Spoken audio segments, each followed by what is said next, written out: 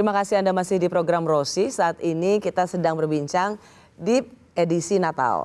Dan kali ini ya seorang podcaster dengan subscribernya lumayan banyak, bukan banyak banget.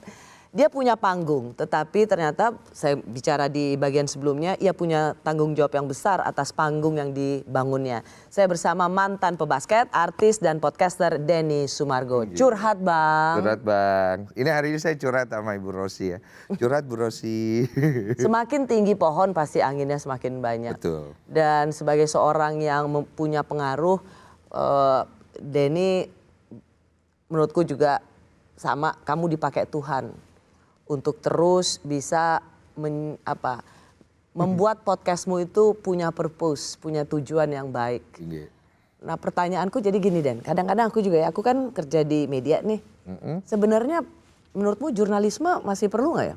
Jurnalisme pasti perlu sampai kapanpun dunia ini kiamat. Kan udah ada podcaster, jadi wawancara-wawancara seperti ini rasanya apa masih perlu nggak? Gue kadang-kadang nanya kayak gitu Dan, gue masih perlu wawancara nggak ya? Kan udah ada Denny Sumargo gitu, televisi masih perlu wawancara nggak? Jadi segala sesuatu itu harus berjalan beriringan gitu. Ada gelap, ada terang. Semua Siapa yang gelap? Ya bebas, karena semua punya makna. Kan tadi kan ada wawancara gue, ada wawancara lo, terus bilang ada gelap, ada terang. Siapa yang gelap, siapa yang terang nih? Gini loh, buat aku segala sesuatu di dunia ini walaupun tidak sempurna itu memberikan manfaat. Maksudnya selalu memberikan warna. Warna gitu. Jadi terserah orang suka di gelap atau di terang, menurut aku itu semua punya dampak gitu loh. Kenapa? Jurnalisme punya dampak yang paling besar buat podcast kita.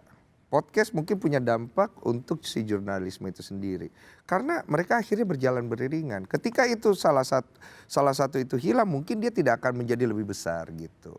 Nah menurut aku kan yang kita lihat dari helikopter view-nya seperti apa. Kalau aku pribadi, aku senang ketika jurnalisme itu ada dan aku butuh informasi dari jurnalisme itu. Podcast saya tidak mungkin juga akan bisa sedalam itu, sedip itu kalau tidak ada informasi dari jurnalisme atau media-media jurnalis gitu.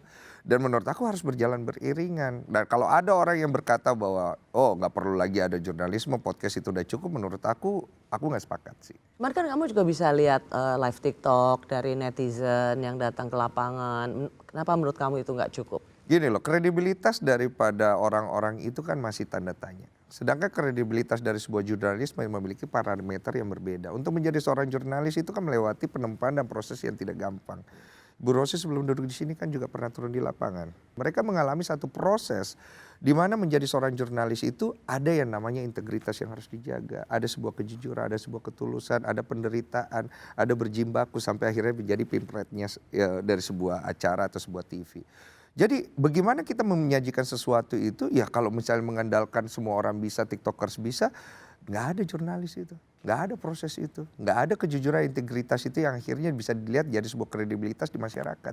Karena orang-orang itu bisa saja suatu hari dia menjual suatu narasi yang hoax karena kredibilitasnya. Jadi kamu sendiri bisa speak up di podcastmu juga karena membaca dari media-media arus utama. Betul.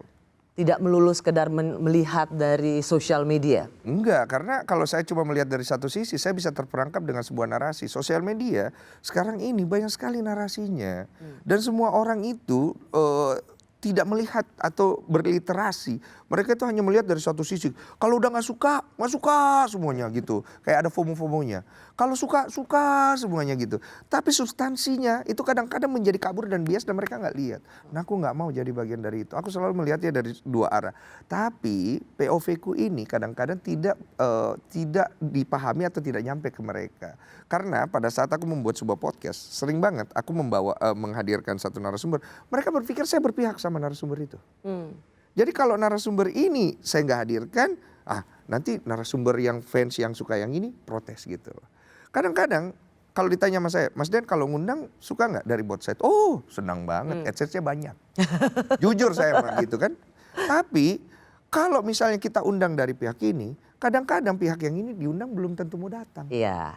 Pernah ngalamin kan? Ya. Jadi kesannya yang ke framing pada kita bahwa kita berpihak atau kamu makanya harus disclaimer. Iya itu. Kamu harus bahwa sebenarnya Curhat Bang mau mengundang A, tetapi A berhalangan hadir. Jadi kamu disclaimer aja. Asal memang kamu punya niat untuk mengundang ya. Setelah belakang waktu ini baru akhirnya aku mulai melakukan hal itu. Karena akhirnya ternyata podcast itu adalah jurnalisme yang awal-awal tuh jadi belajar.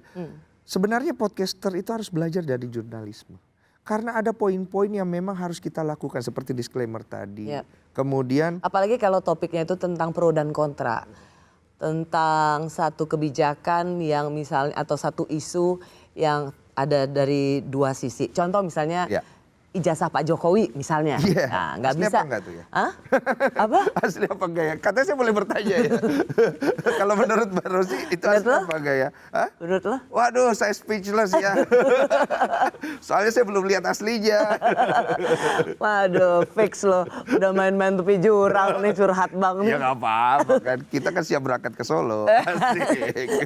Iya loh, jadi kalau misalnya itu tentang pro dan kontra itu wajib. Iya, Cover both sides. Iya. Jadi nggak bisa cuman satu. betul. Nah, kalaupun memang kamu nggak bisa ngundang satu, ya itu tadi disclaimer. Iya, Gitu. itu yang akhirnya aku belajar kan. By the way, kamu pernah nggak Den merasa bahwa kan pasti aku yakin lah Den itu pasti sering ditelepon untuk wawancara aku dong karena aku harus klarifikasi soal klip-klip seperti Pak Zulhas misalnya menelpon Kenapa harus Densu. Pak Zulhas ya dibawa-bawa ya? Iya kan. Beliau lagi sibuk ini ya, ngasih bantuan beras loh.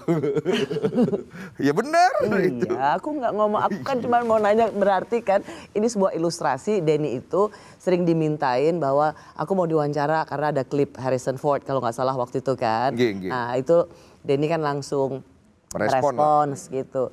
Nah oke, itu satu soal, tapi Denny pernah nggak merasa bahwa Denny sendiri memang digunain dan ternyata wah Ya. ini sama sekali berbeda dengan apa yang dia ceritain ke aku gitu. Ya, saya pikir kita di dunia ini akan saling memanfaatkan kok gitu.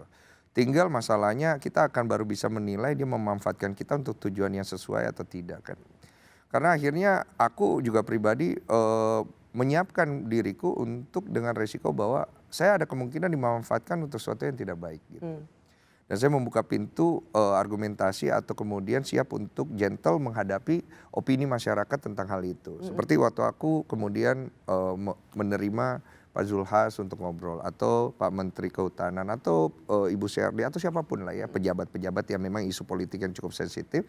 Saya tahu pasti publik akan berpikir, wah Mas Denny dibayar ya, Mas Denny pro pemerintah ya. Mas Tapi Denny. dibayar? Saya nggak pernah dibayar sesen pun.